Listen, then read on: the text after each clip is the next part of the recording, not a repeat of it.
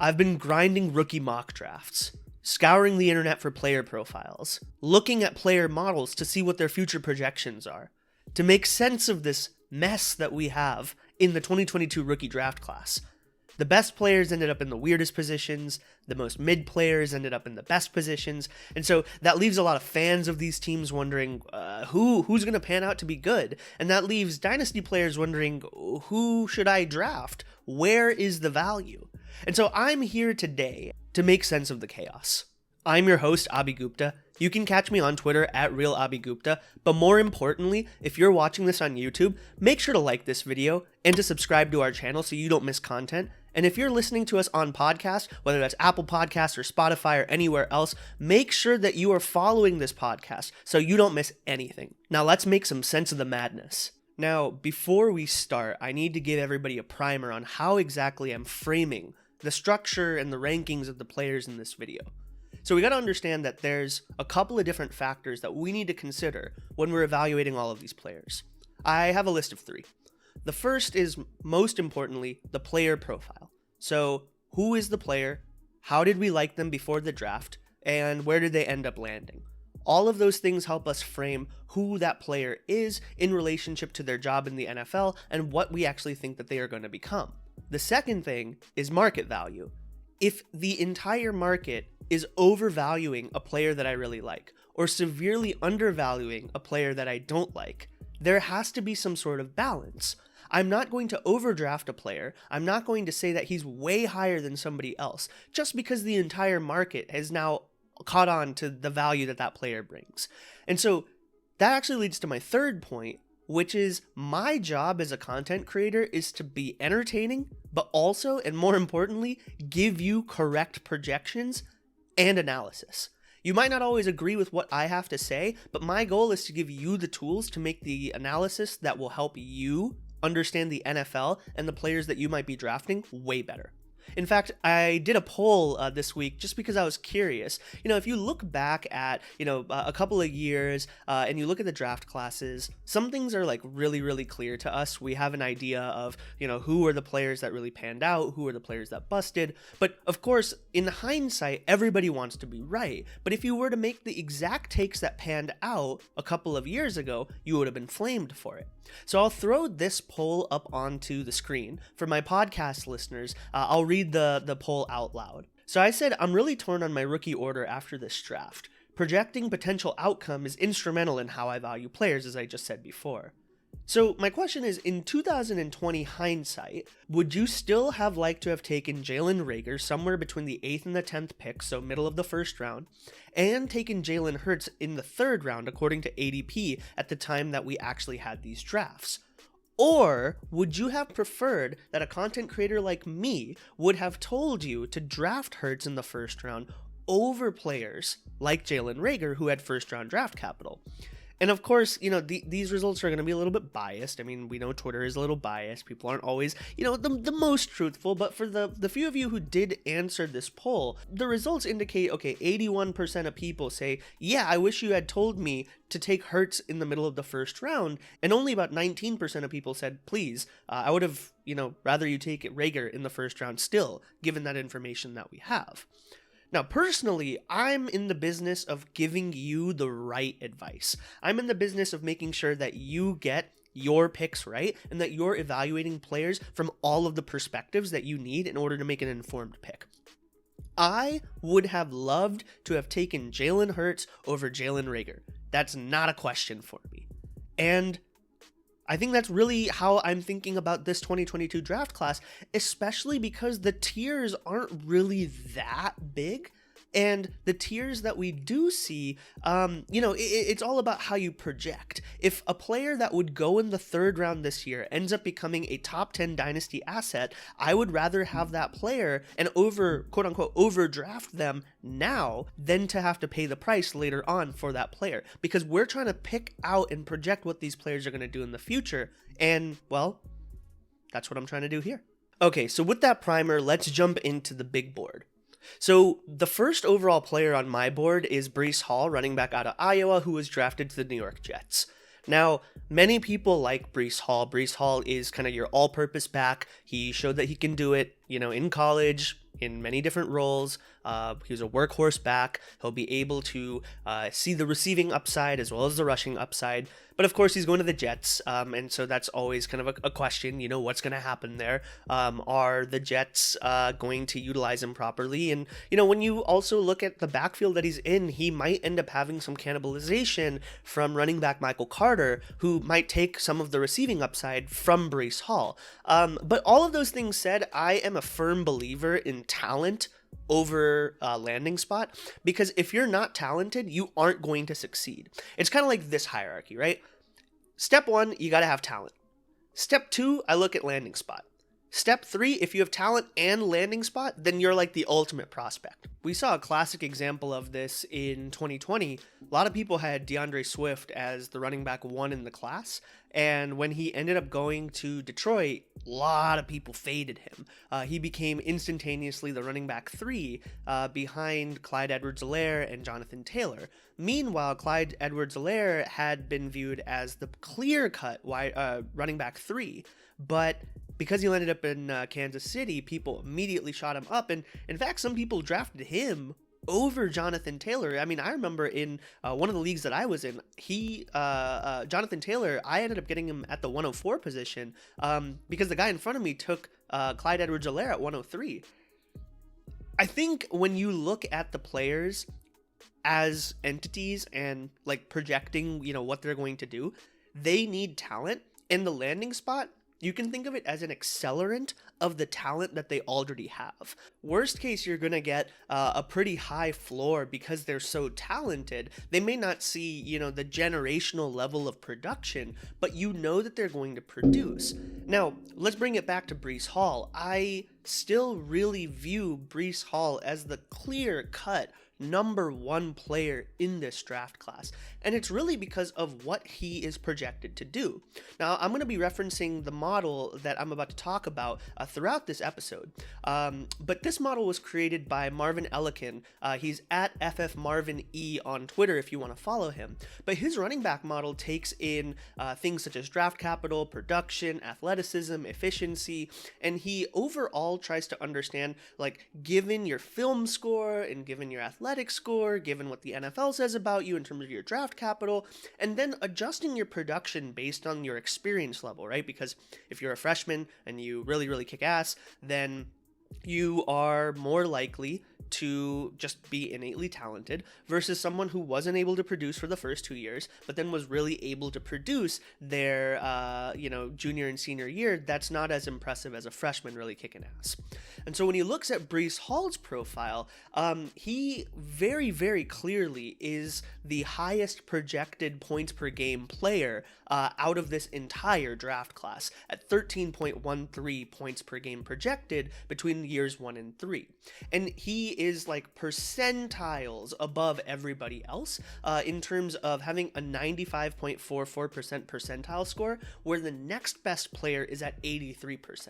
So it's really, really clear to me that Breece Hall is a player that I would consider the safest player to go with in this draft class. And when you're looking at the value of the top player on the board, you want a player who's going to definitely produce at a high level and has the potential to hit another gear. Breece Hall is that guy. I don't even think you should hesitate. Take him 101. That brings us to the second player off my board, and this is going to be a bit of a different take from, I think, a lot of people's boards. I have Treylon Burks, wide receiver out of Arkansas, who is now a member of the Tennessee Titans, as my wide receiver 1 off of the board, 2nd position overall. Now, why do I have Treylon Burks as my 2nd player off the board?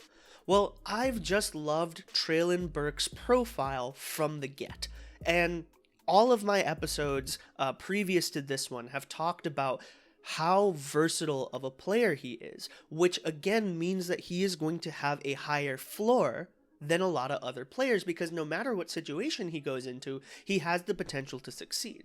But, when the Titans made the trade to send A.J. Brown out to Philadelphia, it was kind of interesting because a lot of people started comparing Treylon Burks to be, the next A.J. Brown. And I'm not in a place to really speculate on whether he's going to become the next A.J. Brown, but I think a lot of the concerns that people have about Treylon Burks landing up in Tennessee is that, well, he's got Ryan Tannehill as his quarterback, and it's a rushing offense, and, what is a wide receiver going to do in that offense?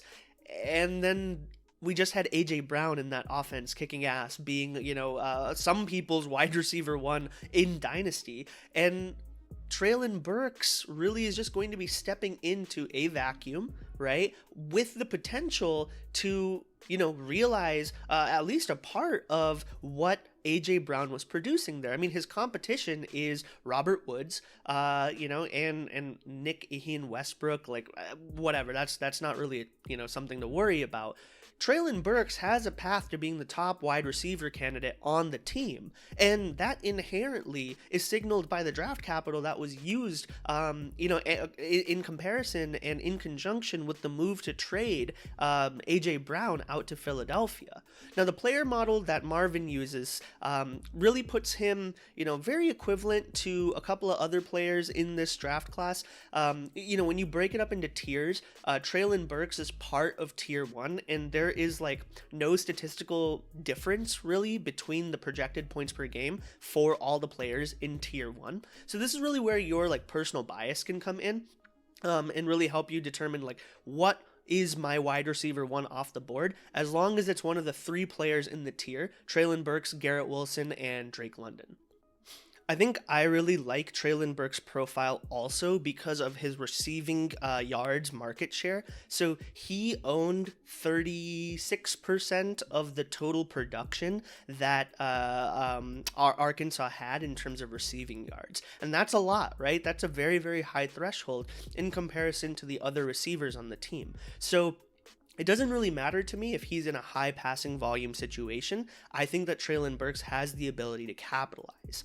Now, one thing to caveat here is that a lot of people don't actually have Treylon Burks as their wide receiver one in this draft class. And so if you're navigating your boards and you see Treylon Burks, you might have the opportunity to grab him later on. But if I'm going in a vacuum just based off of player projections, Treylon Burks is the second highest value player for me in this draft class. My third player off the board is someone who's really, really close to him in these rankings and is a lot of people's wide receiver one in this draft class. And that's Drake London, wide receiver out of USC, who ended up getting drafted by the Atlanta Falcons. Drake London, again, big-bodied receiver, coming off of an injury. Drake London will probably recover just fine, and he is going to make an impact, playing for the Falcons alongside Kyle Pitts. Now, in last week's episode, I talked about what I really like in terms of Drake London and Kyle Pitts and potentially Calvin Ridley coming back with a quarterback coming in who actually has the potential to maximize all of these receiving targets. Is it Desmond Ridder? Who knows?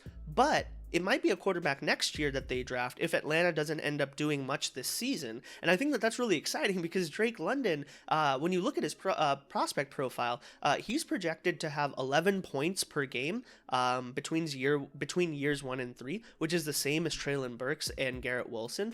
And his percentile score is smack dab right there with those other guys. So if you are a fan of bigger receivers who have demonstrated collegiate success, who are in an offensive coach's scheme, right, in terms of Arthur Smith down there in Atlanta, and Drake London being the first wide receiver off the board this season, I don't think you can go wrong.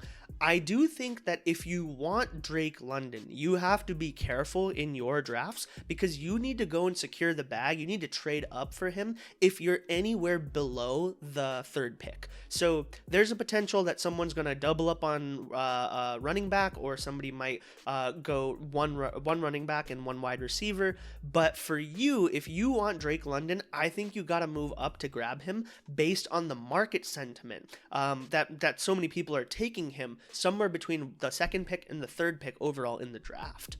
Number 4 on my board is Kenneth Walker, running back out of Michigan State, who was drafted by the Seattle Seahawks. Why do I have Kenneth Walker way lower than a lot of people have him, which is around the 1st or the 2nd pick in the draft? Well, the reason is quite simple for me. I have not seen a lot of receiving upside from Kenneth Walker produced in his collegiate career. He may have the ability, but he has not produced the statistics that indicate to me that that necessarily will happen. So when you put him in Seattle's offense, right? Granted, it's Pete Carroll's scheme, which means that they're going to run the ball a whole bunch. Now they don't have Russell Wilson, which means that I bet that they're going to run the ball even more because they don't want to be putting the load on whoever amongst Geno Smith or Drew Lock ends up getting that quarterback position. So they're going to end up running the ball a lot more. Now, we have no news right now about Chris Carson. We know they have Rashad Penny. We know that there's DJ Dallas there. We know that there's Travis Homer there. And now they have Kenneth Walker. And Kenneth Walker has the draft capital, but he is in a pretty crowded backfield that Rashad Penny really took over towards the end of last year. So there's some question marks in my mind about what happens to his opportunities in Pete Carroll's system. Now, if you were to take all of that consideration to the side, I also am very, very concerned about the makeup of the Seattle offense without Russell Wilson. Let me put it this way. Very simply, if I know that your passing game is not a threat to me, I am going to target as a defense the part that could hurt me. And so Kenny Walker on a team that has even an average pass game has the potential to really kick ass if he has, the ability to leverage the threat of a quarterback using play action or whatnot. But if we know that Geno Smith or Drew Lock isn't actually going to be a threat to, a defense, I can expect them to load up the box. And so what does that mean for his production? Well, he might overcome that and still do really, really well, but he has a lot of different factors that will take time to shake out. And so when I look at the immediate returns of Kenneth Walker, I think that he will eventually become the running back one of the Seattle backfield. That's no question to me. How long? I don't know. If you remember Jonathan Taylor's rookie year, it took him the full year to actually get to a point where he was the main person with carries. And honestly, it took the start of last year for us to be like, okay, Marlon Mack is not a threat, right? Jonathan Taylor owns this backfield. If you look at all the love that we had for Javonte Williams, we love him. We still think he kicks ass. When he did get the majority of the handoffs, he did do really, really well last season. But Melvin Gordon is coming back. And so now we're kind of wondering, well, what is the maximum amount of opportunity that Javonte is going to get in that offense if he has to continue sharing the backfield with another volume back? And so I think that when I look at what Kenneth Walker is, I think that he's just going to take more time to pay out, and he's a clear tier below Breece Hall. According to the player model, his points projected is 2.5 full points less than Breece Hall. Remember, Breece Hall was at 13.13 points. Kenneth Walker is at 10.6 points. So he's still going to produce really well, but he's not going to be an elite running back, especially given all of those factors. So I think that we need to take Kenneth Walker's profile with a grain of salt, understand that he may end up paying out, but it will take time. And so with that uncertainty and that risk with his profile, he is the second running back on my board, 4th overall. Number 5, we come to the Buckeye, Garrett Wilson, wide receiver out of Ohio State, who was drafted by the New York Jets 10th overall. Now, I think that Garrett Wilson is like the clear-cut wide receiver one in the Jets offense. And that's wonderful because now as you see this team shaping out, you got Zach Wilson, you got Breece Hall in the backfield, you got Michael Carter as a running back too, you had Elijah Moore, you already had Corey Davis, and now you bring in Garrett Wilson. Now, Corey Davis is the only large-sized receiver on that team, comparatively speaking, big-bodied and whatnot. But Garrett Wilson is the wide receiver one on that team until he proves otherwise. And so I think that really bodes well because now as the team rounds out, Zach Wilson enters year 2, he's the one who's going to be getting, the majority of the volume, at least if he pans out the way that we think he should. Now, again, the player models tell us, hey, he is like smack dab in the wide receiver one conversation. He's projected at 11.02 points. Again, the same thing as Treylon Burks and Drake London. And his percentile score is literally up there too at 95.07%. So when I look at what Garrett Wilson could do for the Jets offense, well, we're looking at a burner, we're looking at an acrobat, we're looking at a guy who has the ability to really stretch the field. And, the more weapons you have, the better that, the quarterback is able to, complete throws because, the defense has to account for those receivers. And then just based on the talent of the receivers, they're able to catch more of those, 50-50 balls. They're able to catch and adjust to passes that are a little bit wobbly or a little bit underthrown, a little bit overthrown.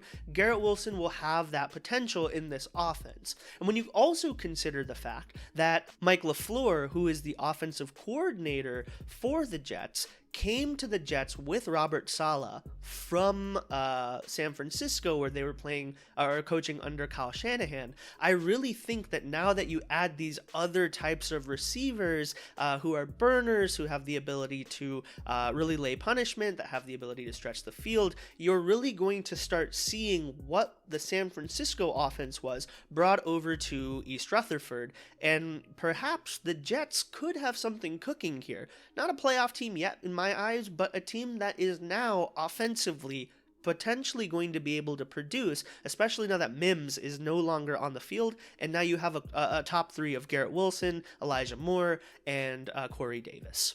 Number 6, the first quarterback off the board, Kenny Pickett. I don't like the quarterback class here, and I feel like this was a really pivotal pick, because if the Steelers had gone with Malik Willis, I think all of us unequivocally would have taken him first overall on the board. But since Kenny Pickett was the first quarterback off the board at 20th, and we know that Kenny Pickett kind of has a lower ceiling because he's, a 5-year starter and, he has the experience, but he really didn't pop until last year. I think that what you're looking at with Kenny Pickett is a lower ceiling kind of like best case. He's like the 10th best quarterback in the league type of quarterback. If he really, really pans out. But given the draft capital that they used to get Kenny Pickett, and given the fact that, rest in power, Dwayne Haskins, he's not there anymore, and Mason Rudolph never really was an option, Kenny Pickett, assuming he doesn't screw it up, is going to be the starter for Pittsburgh for the duration of his contract. I mean, that means that at the minimum, we have a 4 to 5 year window. If you look at someone like Daniel Jones, he got 4 full years. They declined his 5th year option, yes, but Daniel Jones got 4 full years of starting for the Giants. And so when you look at Kenny Pickett, his receiving options are way better, right? We're talking about Deontay Johnson, we're talking about Chase Claypool, we're talking about Najee in the backfield, we're talking about them drafting George Pickens. We know that the Steelers are a wide receiver factory. And I think that when you add in, a more youthful quarterback, you add in kind of the structure around him, Kenny Pickett has a very decent floor. But I don't think that he's going to ever end up being a quarterback that we're going to be like, this guy is a bona fide number 1 quarterback in fantasy or in the NFL. He's always going to be quarterback 4 in the AFC North. He's never going to be better than Lamar Jackson until Lamar's on his decline. He's not going to be better than Joe Burrow, and I don't think that he's better than Deshaun Watson. So you know that you are going to be getting a pretty mid quarterback, and I'm not selling him here, right? But what I'm trying to point out is that given positional value, you are getting a 4-year starter, and if you were to get the first quarterback off the board at the 6th overall pick in your rookie drafts, this is a slam dunk. You should be taking Kenny Pickett if he falls beyond the 5th pick. That is a no question to me. If he's on the board, take him. These quarterbacks appreciate. 1 year from now, he will be worth more than the 6th overall pick in a rookie draft. If you like the player, keep him. If you don't like the player, his value appreciates inherently because there are only 32 quarterback spots, of which only I would say 15 of them are quarterbacks that teams are really sticking with. And so now you have comfort that Kenny Pickett is going to be a starter for 4 years. Number 7 on my big board is wide receiver Chris Olave out of Ohio State. Now, the Saints took Chris Olave as the 4th receiver off the board with the 11th overall pick, and they spent a lot of draft capital to get him. You might remember that ridiculous trade with the Eagles where they traded a bunch of picks in order to get Chris Olave. or rather to move up into the first round, and then they did another draft day trade in order to move up to the 11th spot to go and snag Chris Olave. And that was really when the wide receiver run started on the board, and I think that's a really strong signal for how the Saints organization views Chris Olave. But what's he walking into when he goes to the Saints locker room?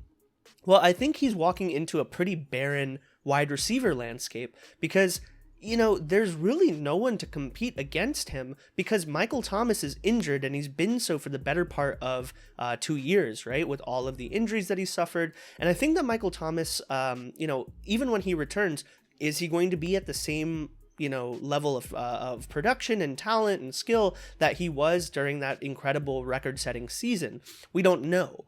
I also don't think people like Deontay Harris or Traquan Smith or Marquez Callaway are going to be threats to Chris Olave's production, especially considering what those three did last season without Michael Thomas for the full season.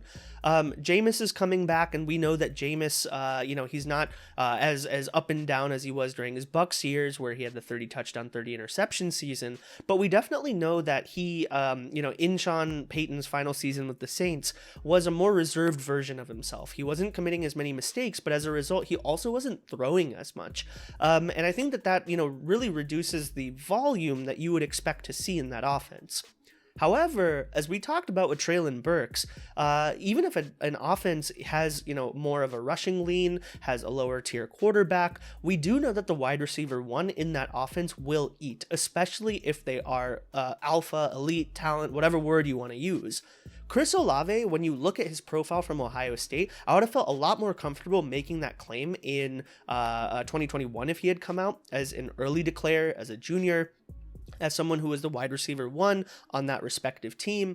But no, he stayed one more year, and he ended up being a senior declare. He ended up being someone who was a wide receiver two to Garrett Wilson on that team. And I just don't feel like he has, that top tier production that you would expect to see from those receivers that we've seen over the last couple of seasons. Now, if we turn our eyes over to the rookie wide receiver model, we see that Chris Olave is, the fourth best wide receiver according to the model, and he's very clearly in his own tier as a tier 2 player. So you have the first three guys that we've been talking about, but then Chris Olave has about a half point less points per game projection at 10.55. So what this tells me is that Chris Olave has the draft capital to have staying power in that offense.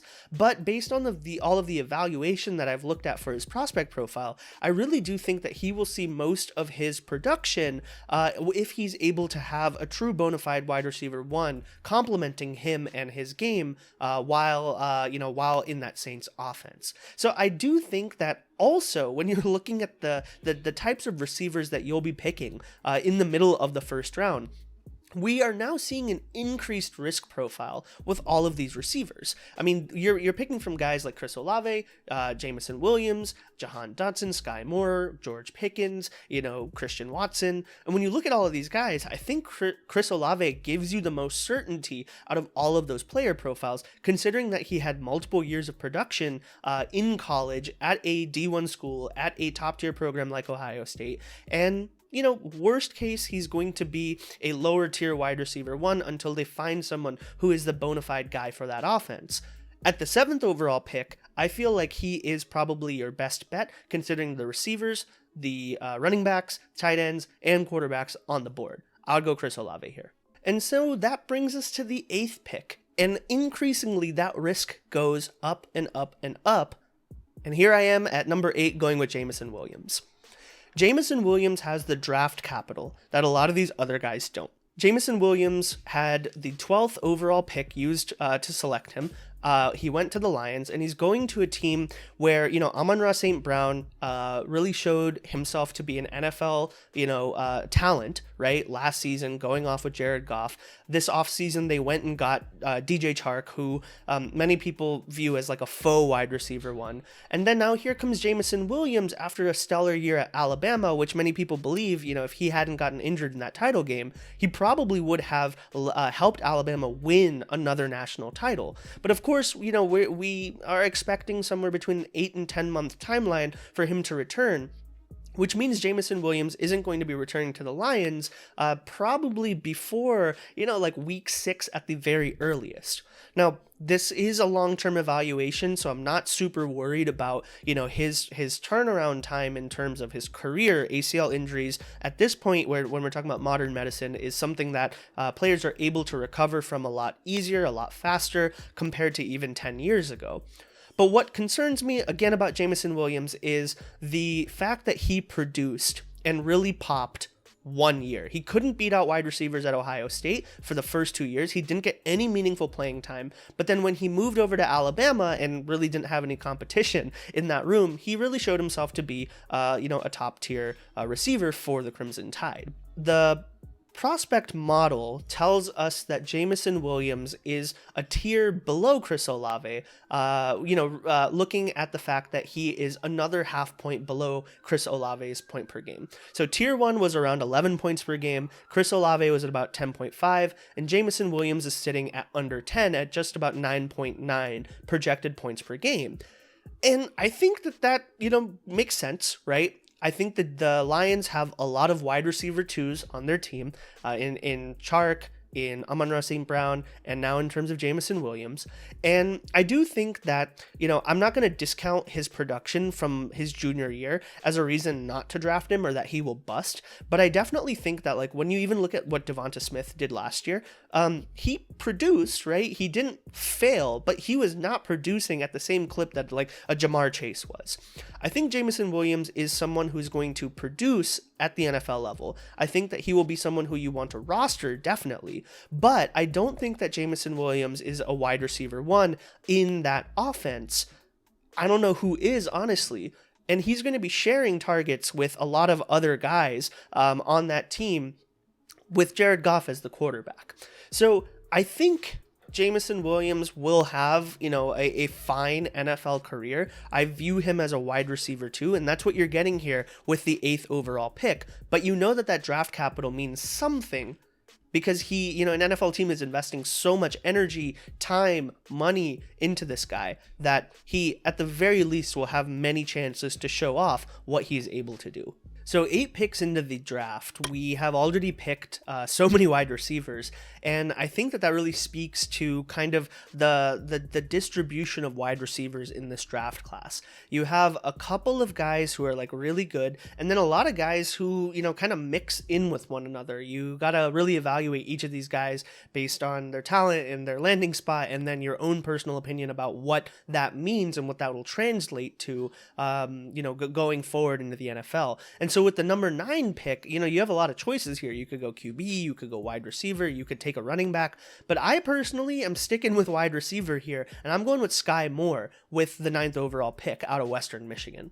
Now the Chiefs, when they drafted Sky Moore on day 2, Sky Moore's value in the community skyrocketed, right? This guy, people fell in love with the fact that he ended up with the Chiefs, and we always see this market overcorrection. Look at Clyde Edwards-Helaire, look at how people hold on to Mecole Hardman. You have someone on the Chiefs offense, they just assume that they're going to absorb Patrick Mahomes' greatness, and they're going to become, the next best thing since sliced bread. And that's where I really want to put a little bit of put the brakes on a little bit to understand what Sky Moore could be. So we know that he played at a lower tier school at Western Michigan, right? He has a lot of name recognition from folks who have been looking at the draft process, and clearly the NFL likes him if they're taking him in the 2nd round. But when you look at the totality of what the Chiefs have on offense, I think that this leads to a really interesting question. So they've got Travis Kelce, who, I don't think he's going anywhere. I think he's going to continue producing for a while. They just traded away Tyreek Hill, so that opens up a lot of the offense for good or for bad. And then they signed Juju Smith-Schuster, which should be, somewhat of a replacement value for Tyreek Hill. I mean, Juju is no Tyreek, but you are going to get a lot of production out of a very young wide receiver. And so Sky Moore comes in, and I immediately ultimately think that he is better than Mecole Hardman in that offense. So if you really want to look at Travis Kelce as a wide receiver, and then you look at Juju Smith-Schuster, you're looking at Sky Moore as a wide receiver 3 in that offense. And the player model really does look at him kind of in the same tier, a little bit lower than Jameson Williams because of that risk, right? The unknown of, how does his play translate to the NFL? We did see that, when he played in the NFL or when he played in college, he had, a pretty decent receiving yards market share. Looking at my notes, he has about a 33% receiving yards market share, which implies that he really dominated the receiving yards in his own offense. The same offense, that D. Eskridge was in last year, that the Seahawks took, old D. Eskridge, grandfather Eskridge, as a lot of people on my Twitter feed were calling him. Not to be confused with Nursing Home Najee, but enough with the jokes. When you look at Sky Moore, he was able to produce 33% receiving yards market share, and I think that bodes well for his ability to eat in the Chiefs offense. But I do think that we gotta hold off on calling him like the next Tyreek or viewing him as a bona fide wide receiver 1 that I've honestly seen on some Twitter threads and is kind of blowing my mind. Sky Moore will produce. He has risk, and he's a player that I think has the potential to eventually be a very, very reliable player in the Chiefs offense. Something that Mecole Hardman could never do. You could kind of view like what the Mecole stands thought he was going to become in the Chiefs offense, but never materialized. I think Sky Moore has a way better chance of actually seeing that through. And so when you look at the 9th overall pick and all of your options on the board, I like the upside that I'm looking at with Sky Moore in comparison to everybody else. There is opportunity, there is a need, and we know that there are signals, although weaker than the other wide receivers, for Sky Moore to produce with the Chiefs, and so I'm taking him here at number 9. Number 10, I'm going with Christian Watson, wide receiver out of North Dakota State, who went to the Green Bay Packers.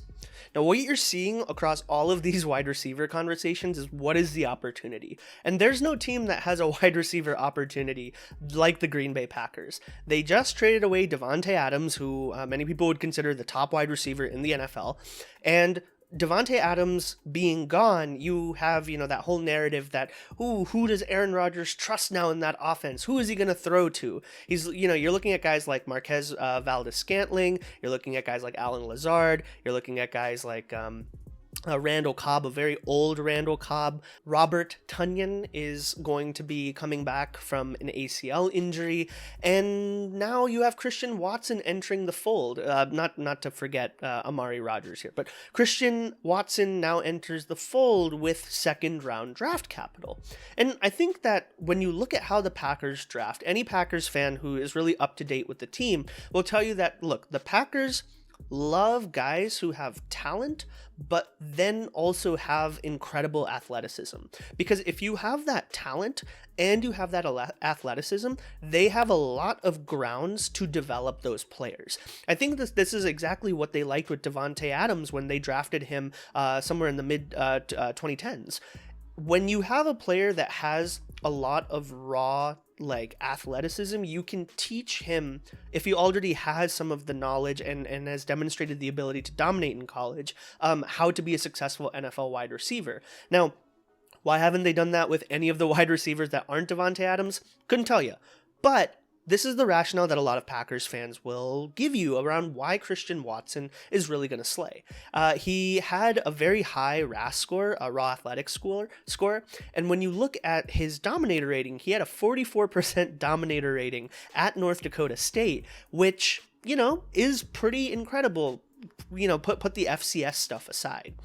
If I want to understand what Christian Watson could be in the Packers offense, let's just begin with that he will not be Davante Adams. He still needs to earn the trust of Aaron Rodgers, and he needs to really, round out more of his game. But he's got the raw talent there. And so I think that don't expect Christian Watson to become, the wide receiver one in that offense. I think that there's a lot of mess there for Aaron Rodgers to really figure out who he's going to be relying on. I think that there's a lot of hard questions to ask there. And if you look at the overall draft that the Packers had, I do think that they are going to be leaning more into their run game with A.J. Dillon and Aaron Jones because of the nature of how the assets kind of, came out, going defense heavy in the first round, getting two very, very freak athletes, and then getting another one here in the second round.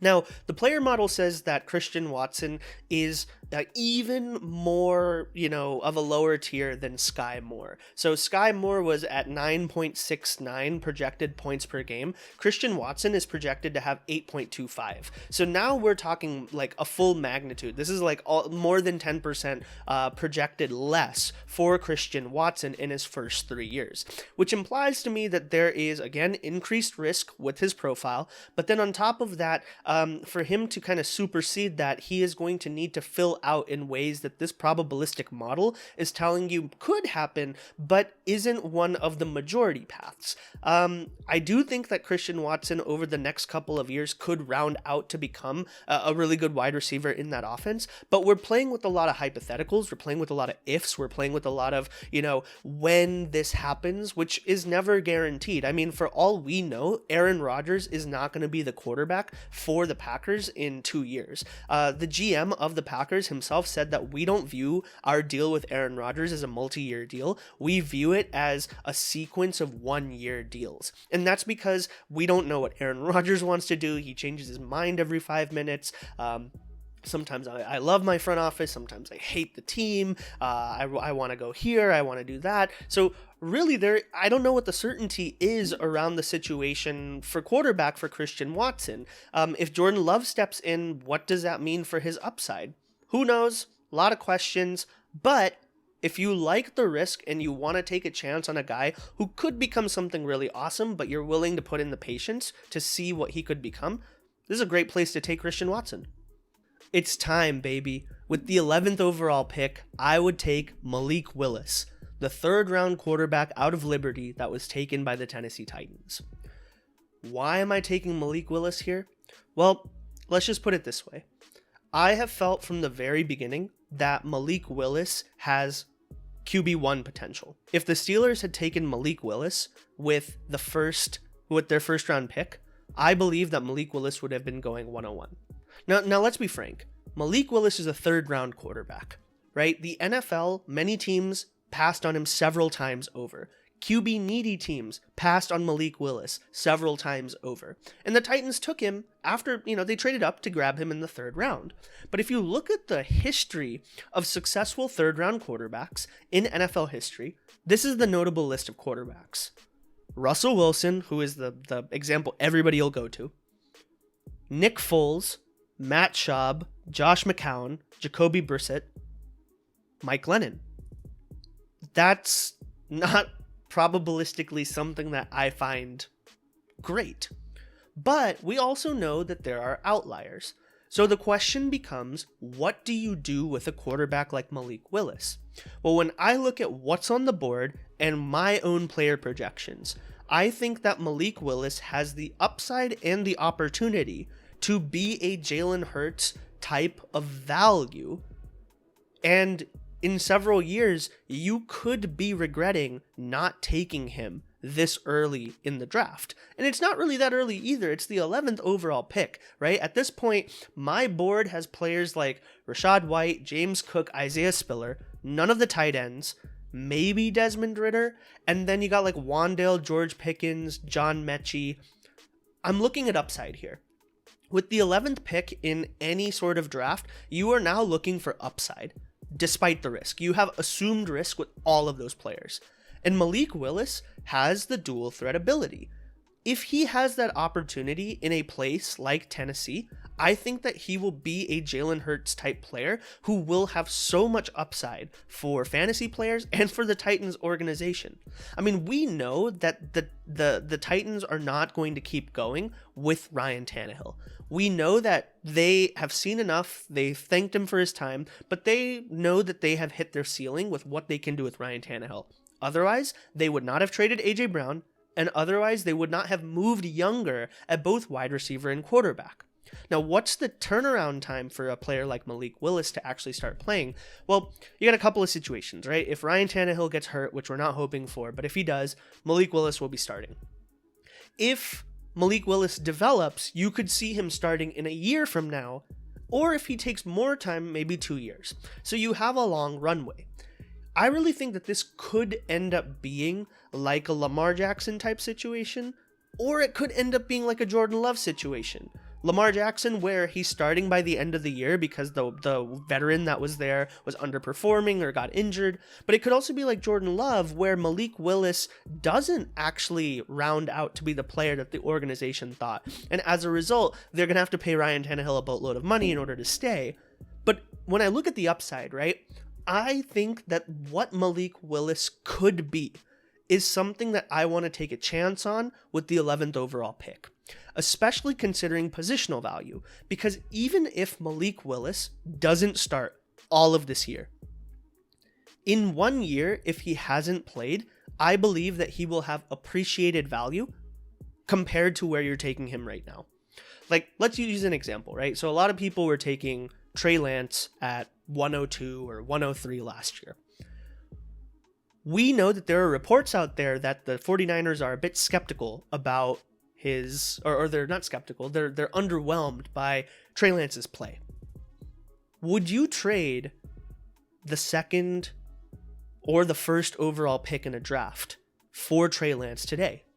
Well, if I'm comparing Breece Hall and I'm comparing Trey Lance, I would take the Trey Lance side. So yes, I believe that the value of the quarterback who hasn't really played, who even has kind of negative media for him, has appreciated. Now, the longer you go, the more concerns there are, right? So you hit the 2-year point and someone like Jordan Love now starts to cause a lot of concern. But when I look at a guy like Malik Willis, in 1 year from now, he will be worth more than the 11th overall selection in a big board. And I think that that really means that if you have the opportunity to draft him, you should do it, especially here with this positional value, with the players on the board. You won't regret it. Finally, with the 12th pick in my big board, I'm going to go with George Pickens, wide receiver out of Georgia, who was picked by the Pittsburgh Steelers. George Pickens is a very controversial player. We know he's talented. We know he was injured for a big portion of his career, but we also know that when he played, Georgia did well, and he did produce during, his time, in the Georgia offense with a very weird QB situation. He scares me as a prospect because of his, just all of the things that you hear about George Pickens, mentality about playing the game. You hear a lot of reports about him not being kind of like a friendly guy, not being someone who's like really committed to the game. And the question becomes, if you told me like Jamar Chase, right, has a bunch of talent, but he doesn't put in like the extra mile or something.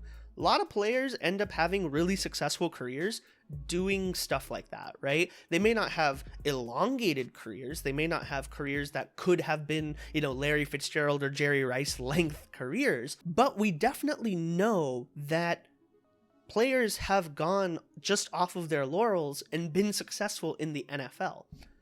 But George Pickens was taken, in one of the later rounds, and I feel like that causes me to have some concern. But why don't we look at the flip side where, again, there's opportunity here. So we know that Pittsburgh develops their receivers so well, going all the way back to like Hines Ward, you go Santonio Holmes, you go to like Mike Wallace, you go to Juju Smith-Schuster, you go to Antonio Brown, like a very, very long list of successful wide receiver development. And if you look at the receivers that they have today, so they let go of Juju, they now have Deontay Johnson, who I love, and then they have Chase Claypool and who? James Washington left, right? Juju left. George Pickens steps in. if he puts in 50% effort, he's a wide receiver 3 on that team. And we know that given, Ben's history, Ben Roethlisberger's history on that team, even in his decline, those receivers ate. All 3 of them were dynasty assets that people really, really liked. And I think that George Pickens, you again are taking on a lot of risk, right, around that player profile. But the upside is that, well, they already have a very moody, very weird, very, in my opinion, unlikable guy like Chase Claypool. But George Pickens might be more talented than Chase Claypool. He just might be. People liked George Pickens coming out of college, right, for his athleticism and his talent on the field. I would say that Chase Claypool was generally faded by a lot of people, right? And yet he still performed, produced, and is, the wide receiver 2, some would argue the wide receiver 1 on the Steelers offense. George Pickens has the ability and the opportunity to be equivalent, if not better, and supersede Chase Claypool in that offense. I can guarantee you that if the Steelers had an option, a wide receiver 2 option that was equivalent or better than Chase Claypool, they would move off of him because they don't want to deal with his antics. Even though they have a history of wide receivers with antics, they eventually did move off of Antonio Brown. You can totally see Chase Claypool, media clipping his way out of Pittsburgh. And all of that really just points out that George Pickens, he has a pathway here, right? And that's what I'm trying to hit on. The player model really does view him as a tier 3/4 player in this draft class. He's projected to have a 9.04 points per game between years 1 and 3, which implies that, he's going to, again, be a serviceable player, but he's not a top tier player. His receiving yards market share was also around 22%, which, is a pretty significant threshold in that receiving, in the receiving game for the Georgia Bulldogs. So when you mix in the fact that he was absent for a big portion of, the last couple of years at Georgia, and yet still has, that likability from NFL teams regarding his talent very specifically, I think that this is a really interesting bet to take with the 12th overall pick. And if you can take him here, I think that he's a better bet than anybody else on the board here, whether it's David Bell or John Mechie or Alec Pierce or anyone else that you can pick here.